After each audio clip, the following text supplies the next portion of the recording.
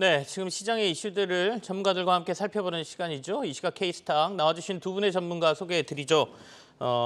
메리츠증권 도곡금융센터의 이권희 멘토 그리고 W인베스트의 염정 멘토가 나와 있습니다. 인사 나누겠습니다. 어서 오십시오. 네, 안녕하세요. 안녕하세요. 자, 첫 번째 이슈부터 보겠습니다. 첫 번째 이슈는 어쩔 수 없이 FOMC 회의 저희가 얘기해야 될 것 같습니다. 숨을 죽이고 있는 증시다. 앞서 저는 이제 눈치 보기 장세를 보이고 있다 이렇게 말씀을 드렸는데요. 14일 날 있을 FOMC 회의 금리 인상 결정 이거 이후에 증시가 어떻게 될 것인지 그 전에 증시는 어떻게 전망하고 계시는지 같이 얘기 나눠보겠습니다. 먼저 염정 멘토부터 얘기하실까요? 네, 일단 이번 주 같은 경우에는 FOMC를 앞두고 있고 이제 CPI 지수 발표를 앞두고 있기 때문에 사실 지난주부터 말씀하신 눈치 보기 장세가 좀 이어졌다라고 말씀드릴 수 있겠는데요.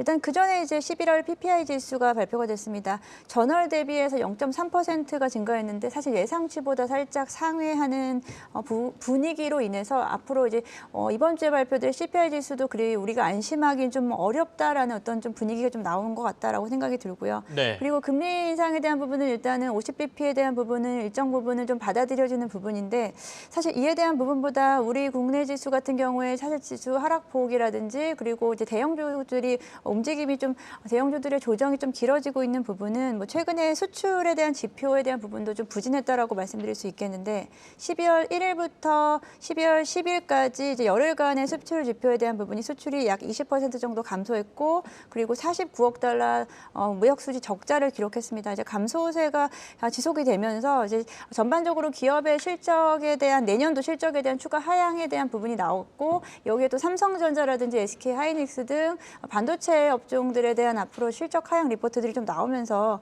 이에 대한 좀 부담감이 좀 실적에 대한 부담감이 좀 더 지수를 억누르고 있다라고 좀 생각하고 있고요. 네네. 이번에 이제 삼성전자 같은 경우에는 증권사 10곳에서 지난 한 달 동안 시장 컨셉 실적에 대한 그 컨센에 대한 부분을 집계한 결과 약간 작년 동기 대비 전년 대비해서 4분기에 대한 영업이익이 약간 42% 정도 감소할 것이다라고 좀 보고서에 대한 좀 집계가 나오면서 삼성전자는 최근에 들어서 계속적으로 사실 조정이 이루어지고 있고 SK하이닉스 역시 마찬가지인 상황입니다.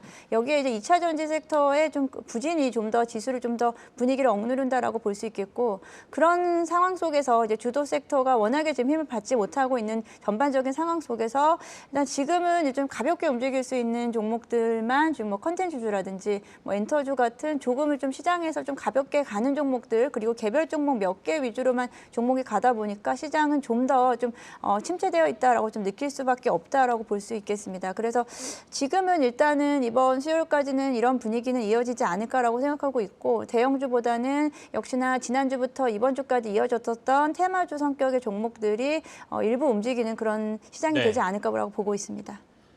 무거운 종목들 흔히 말하는 시가총액 상위주들의 움직임은 좀 둔해지고 테마성 있는 종목들이 그나마 좀 움직이는 장세. 그러다 보니까 전체 지수는 크게 내리고 크게 오르고 하지도 않는 앞서도 말씀드린 눈치 보기 장세다 이런 것들 숨죽인 증시 이런 얘기가 가능하겠네요. 이권희 멘토께서는 14일 날 FOMC 회의를 앞두고 그리고 만약에 FOMC 회의에서 우리가 예상한 대로 결정이 나오고 난 다음에 증시의 흐름은 어떻게 될 걸로 보이십니까?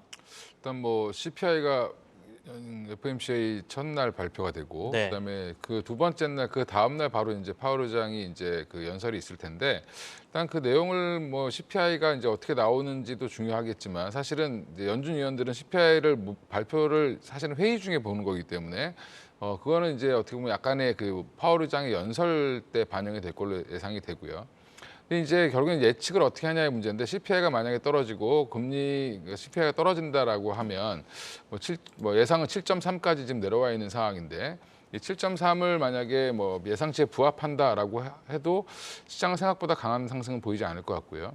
근데 오히려 7.3보다 높게 나오면 예상보다 시장은 조금 더 밀릴 수 있다라고 보고 있습니다.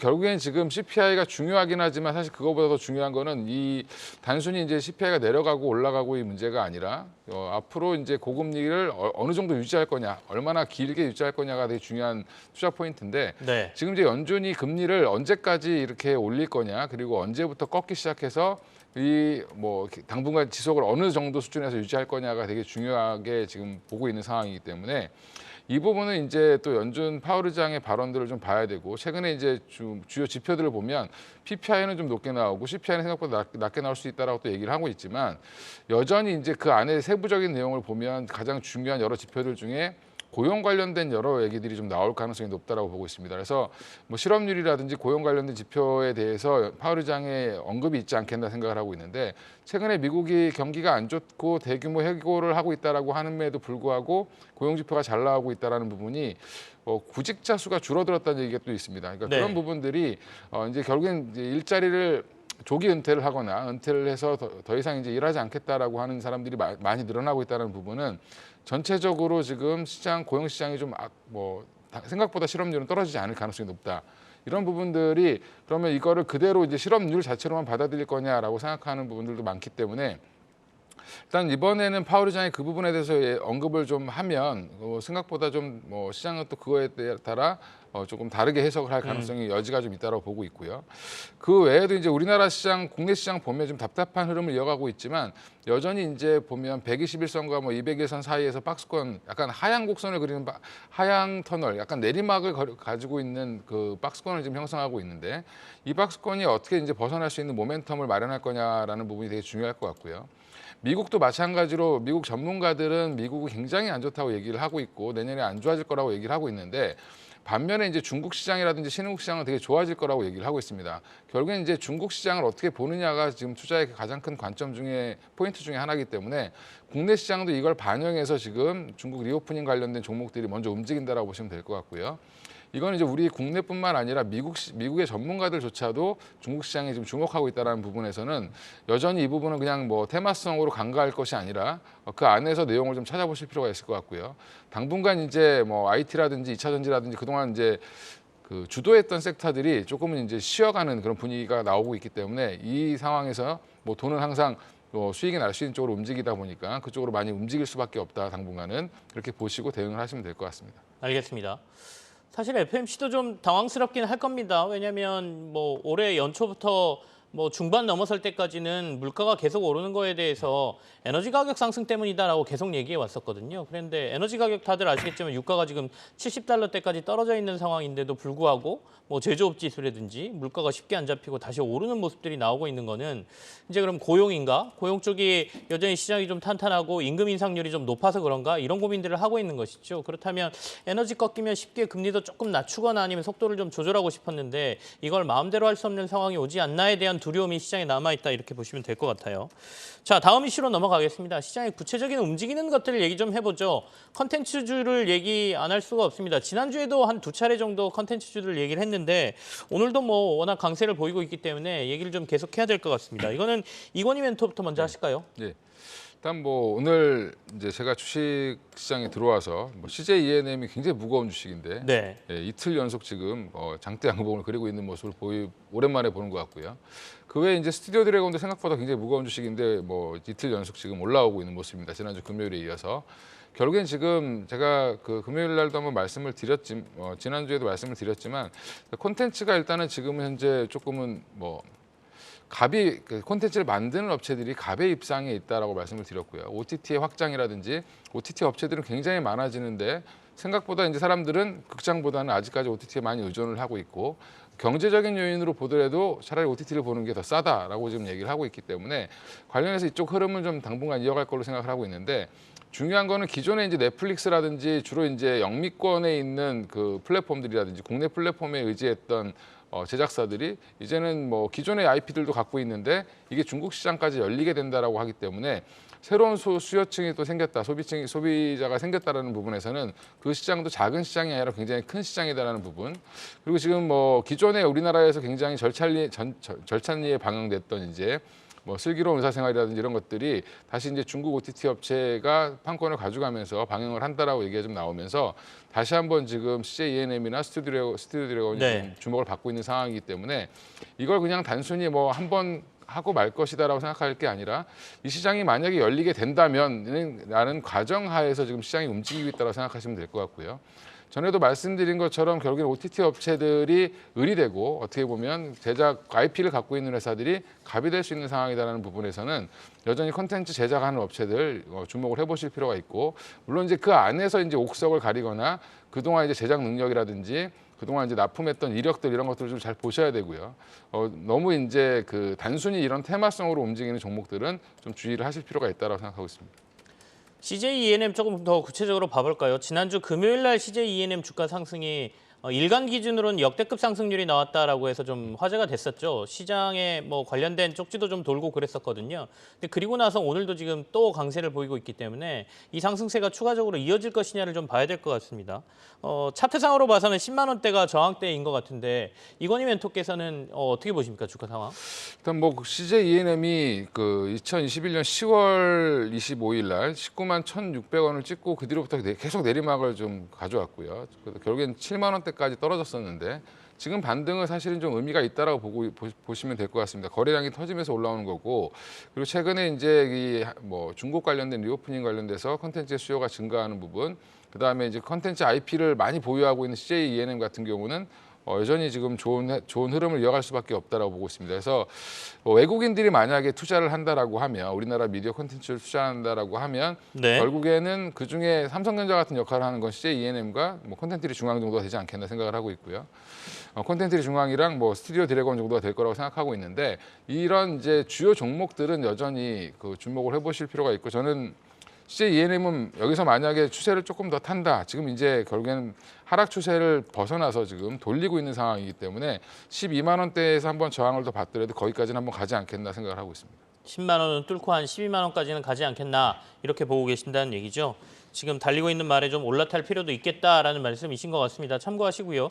염정 멘토께도 최근에 이 컨텐츠주들의 강세를 어떻게 해석하고 전략적으로 우리가 어떻게 이용해야 되는지 여쭤보겠습니다. 네, 이제 말씀하신 대로 뭐 CJ E&M이라든지 콘텐츠를 중앙같이 대표적인 이제 콘텐츠 관련된 종목들이 일단 시장을 좀 이끌고 있고요. 그런 분위기 속에서 뭐 최근에는 뭐 중국의 이제 한한령 해제에 대한 기대감으로 이제 새로운 어떤 작품보다 기존에 일단 만들어진 작품에 대해서도 추가적으로 또 공급이 될 수 있다라는 부분입니다. 그렇게 된다면 추가적인 비용 없이 사실 수익이 또 발생할 수 있는 구조가 될 수 있고요. 그리고 뭐 최근에는 이제 아바타에 대한 기대감, 이제 이번 주 수요일 날 개봉하는 걸로 알고 있는데, 네. 아바타에 대한 기대감으로 인해서 일단 시장 자체가 조금은 좀 기대감, 뭐랄까 좀 약간은 좀 흥분감이 좀 되어 있는 상황이다라고 좀 생각할 수 있겠습니다. 그를 통해서 컨텐츠를 중앙 같은 경우에는 이제 기존에 이제 이런 제작 관련된 콘텐츠 제작 관련된 이슈도 있지만, 그리고 이제 극장과 관련해서 극장주 관련된 CJ, CGV라든지 그리고 콘텐츠리 중앙 같은 종목들이 또 같이 동반 상승하는 분위기를 좀 이어갈 수 있다라고 볼 수 있기 때문에, 이제 아무래도 앞서 말씀드린 대로 시장이 전반적인 뭐 사실 좀 쉬어가는 섹터들이 워낙에 많기 때문에 지금은 이제 콘텐츠라든지 관련된 좀 종목들은 조금 더 이번 주 정도까지는 상승이 좀 더 이어지지 않을까라고 생각하고, 오히려 이제 FOMC 이후에 이제 주가의 방향성이 어떻게 되냐에 따라서 해당 종목들 섹터가 조금 좀 살짝 좀 꺾일 수 있느냐, 주도 섹터가 바뀔 수 있느냐라는 부분이 좀 중요한 포인트다라고 생각하고 있습니다. 알겠습니다. 컨텐츠주 저희가 좀 살폈는데요. 연결해서 비슷합니다. 엔터주로 한번 가보겠습니다. 엔터주 역시도 지난 주말에 좀 강세였고요. 오늘도 이제 빨간불을 켜고는 있습니다. 뭐 하이브, SM, 그다음에 JYP, 엔터 이런 데들 모두 연말로 가면서 좀 기대감들이 올라가고 있는 상황인데, 지속해서 봐도 되는 건지 여기서 정점을 찍고 또 조정으로 들어가는 건지 예상하기가 좀 힘들죠. 전문가들의 의견 한번 들어보죠. 염정 멘토 얘기 좀 들어볼까요, 먼저? 네, 일단 JYP 엔터 같은 경우에는 연고점에 대한 돌파를 오늘 좀 했습니다. 네네. 연고점에 대한 부분 돌파하면서 지금 67,000원, 장중에 이제 67,800원까지 이제 고점을 좀 찍었는데, JYP 엔터 같은 경우 뭐 사실 계속해서 이제 말씀을 드린 부분은 실적에 대한 부분을, 이 부분을 정말 간과할 수 없다라고 말씀을 드렸고, JYP 엔터의 영업이익이 전년도에는 1,800억 원, 그리고 올해는 1,237억 원 예상하고 있는데 약간 20% 이상의 이제 증가세를 지속적으로 보여주고 있습니다. SM도 마찬가지로 영업이익이 전년 대비해서 약간 40% 정도 증가할 것으로 보여지고 있는데, 외국인들이 지금 지속적으로 매수를 하고 있습니다. 지금 JYP 엔터 같은 경우에도 뭐 지금 10월 이후로 계속해서 외국인들이 계속해서 뭐 50일 연속 쓸어 담는다라고 이야기를 하고 있는데, 지금 7월 7월 기준으로 해서 대략 약간 지분율이 외국인 지분율이 25%였는데 지금 12월 현재 32%까지 끌어올리면서 JYP 엔터 같은 경우는 외국인들이 지속적으로 사모으고 있는 종목이다라고 좀 말씀드릴 수 있겠습니다. 뭐 네. SM도 마찬가지고요. 외국인 지분율이 지속적으로 올라가고 있고 이에 대한 부분이 주가에 좀 반영이 좀 천천히 어떻게 보면은 그에 대한 부분보다는 저는 좀 사실 생각보다는 좀 차분하게 올라가고 있다라고 생각하고 있는데요. 이 컨텐츠주와 또 이렇게 말씀을 드리면 이제 중국 시장에 대한 부분인데 이제 컨텐츠주 같은 경우에는 이제 중국 시장에 좀 바로 사실 진입을 할 수 있겠지만 이 엔터주 같은 경우에는 오프라인 공연이라든지 관련된 이런 매출액이 나오기까지는 사실 좀 중국 시장에서는 시간이 좀 다소 걸릴 것이다. 상대적으로 네네. 좀 걸릴 것이다라고 생각할 수 있는데 만약에 한한령에 대한 분위기가 해제돼서 컨텐츠를 시작으로 해서 만약에 엔터주까지도 중국 시장에서 확대가 이루어진다라고 한다면 우리 지금 이제 증권가에서 전망하고 있는 내년도에 컨센보다 좀 더 상회할 수 있는 가능성이 좀 더 있다라고 좀 보고 있습니다. 그래서 엔터주 같은 경우에는 지금은 일단 수급이 지금 계속적으로 들어오기 때문에 아직은 좀 더 조정을 받을 시기보다는 조금 더 갈 수 있을 거다라고 좀 보고는 있는데요. 만약에 수급이 좀 돌아서는 부분 그리고 조정이 좀 이루어진다라고 한다면 JYP라든지 SM 네. 같은 종목들 중심으로 한번 매수 기회를 노려보시면 내년 같은 경우에는 올해보다 더 좋은 실적이 나오지 않을까라고 생각하고 있고요. JYP 엔터 같은 경우에는 지금 아티스트들도 이제 고르게 성장세를 보여주고 있지만 내년도 같은 경우에는 4개 정도 그룹이 또 신규로 데뷔를 네. 합니다.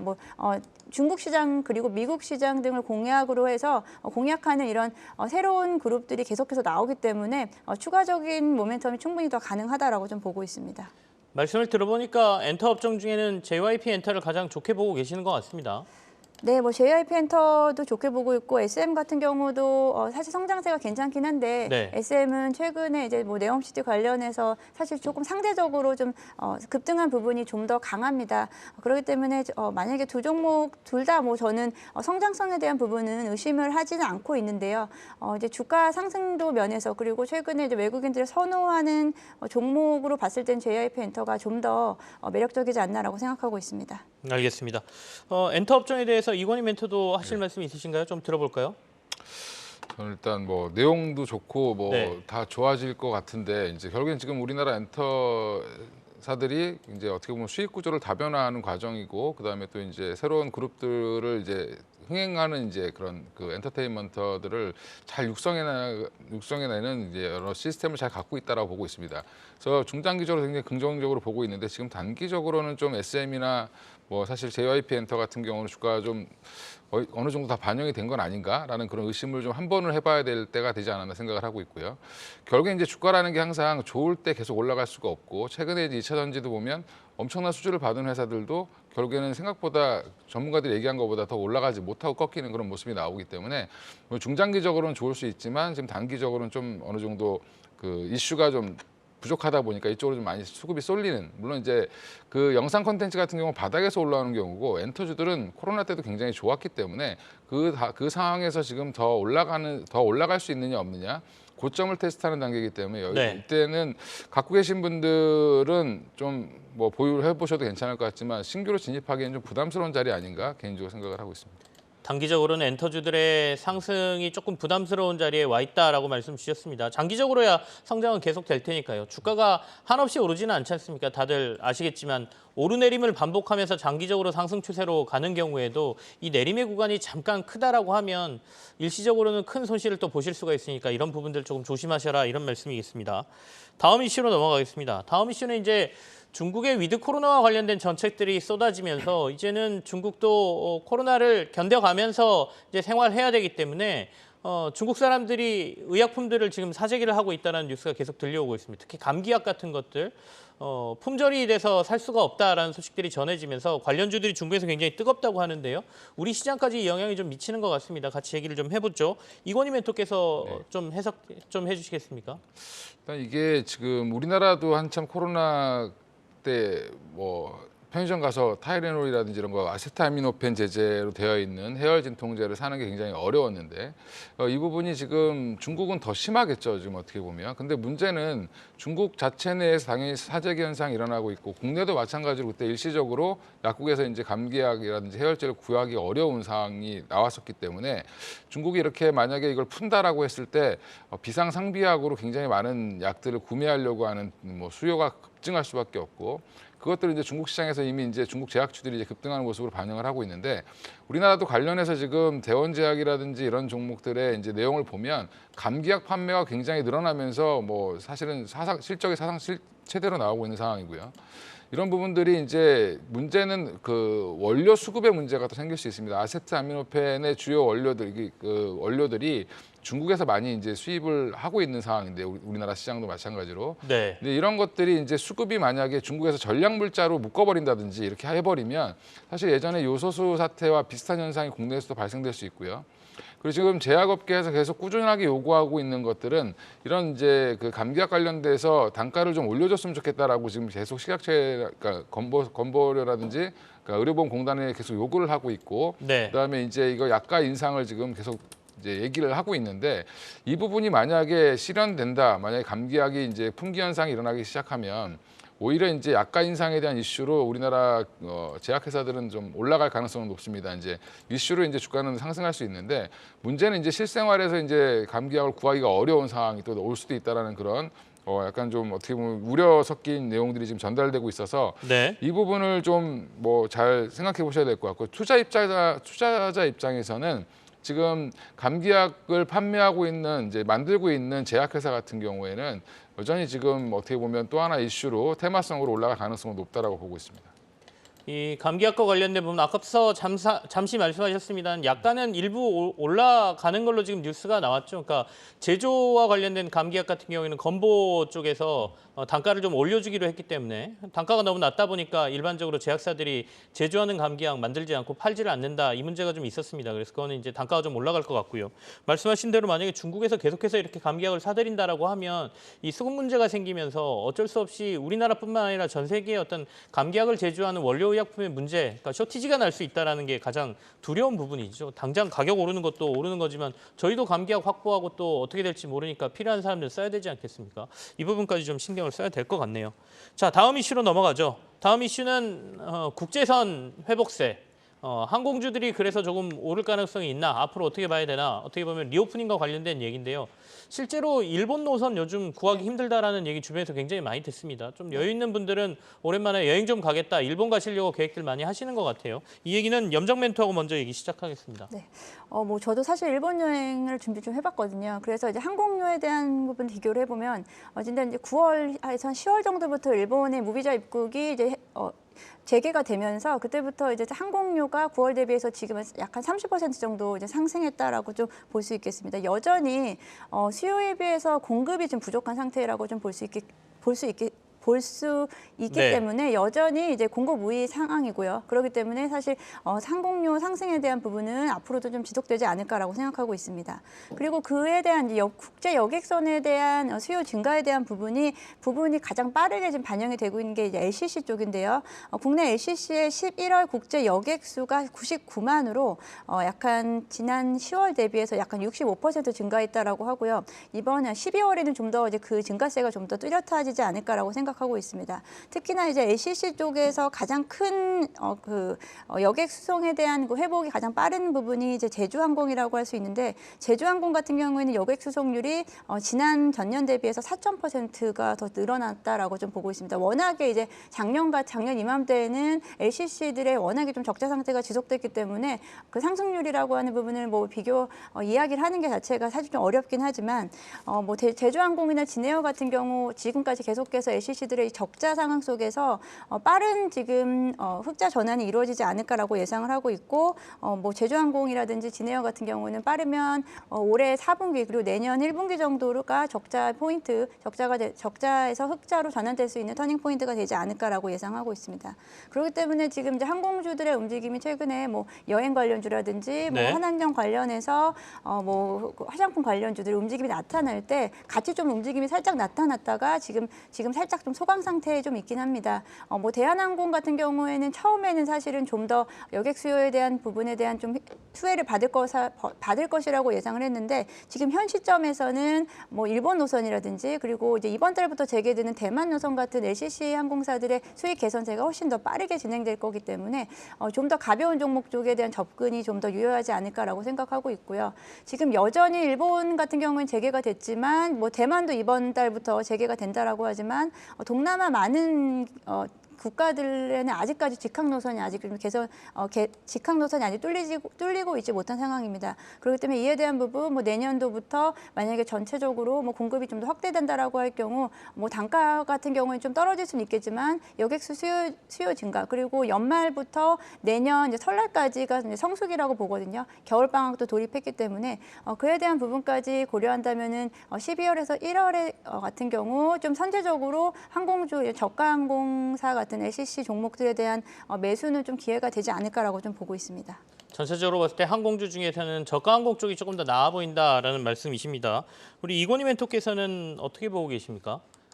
일단 뭐 저가항공 관련돼서 이제 뭐 워낙 안 좋았던 것들이 이제 회복되고 있다라는 부분에서는 저는 뭐 긍정적으로 보고 있고요. 네. 일단 지금 항공주를 굉장히 이제 공부를 해보면 결국에는 가장 안정적으로 투자할 수 있는 건 대한항공으로 보이는데 결국에 지금은 이제 어떻게 보면 중국의 리오프닝이라든지 뭐 일본 노선의 확대, 그다음에 가격의 상승, 그다음에 최근에 이제 대만 타이페이 관련된 대만 노선의 확장. 그다음에 지금 최근에 이제 동남아 쪽도 지금 계속 뭐 증편이 되고 있는 상황이기 때문에 관련해서 이제 진에어라든지 뭐 아니면 제주항공이라든지 이런 LCC 업체들이 워낙 이제 안 좋았기 때문에 이런 부분들이 해소가 되는 국면이 아니냐라는 그런 조심스러운 이제 어떻게 보면 예측이 나오고 있는 상황이기 때문에 지금은 뭐 저는 뭐 투자의 관점으로 보셔도 단기적으로는 좀 괜찮지 않겠나 생각하고 있습니다. 대한항공도 단기적으로는 괜찮을 것 같다 이런 말씀이신가요? 대한항공은 중장기적으로도 괜찮을 것 같고요. 네. 네, 그다음에 지금 LCC 같은 경우는 물론 이제 실적을 확인해 봐야 되겠지만 지금 당분간은 수요가 살아난다는 거가 이제 확실시 되기 때문에 지금 정도에서는 접근해 보셔도 괜찮다라고 생각하고 있습니다. 한진칼은 어떻게 보세요? 오늘 한진칼도 한 6% 정도 오르고 있는데. 한진칼은 뭐 여전히 이제 뭐 분쟁, 경영권 분쟁 관련돼서 여러 얘기들이 나오고 있는 상황이기 때문에 약간 항공주랑은 별도로 보시는 게 맞을 것 같고요. 관련해서 지금 뭐 한진칼 지분을 뭐 누가 뭐 지금 투자를 했다 안 했다 이런 얘기들이 나오고 있기 때문에 그런 부분들을 오히려 더 이슈를 더 깊숙이 보시는 게 맞을 것 같습니다. 그렇죠. 얼마 전에 하림그룹이 한진칼 지분 5% 뭐 취득했다는 뉴스도 나오고 했죠. 한진칼은 항공업계 이슈하고 좀 달리 봐야 된다라는 말씀까지 저희가 들었습니다. 자, 두 분하고 이슈는 여기서 점검은 마무리를 하고요. 두 분이 가져오신 관심주 확인하는 시간으로 들어가겠습니다.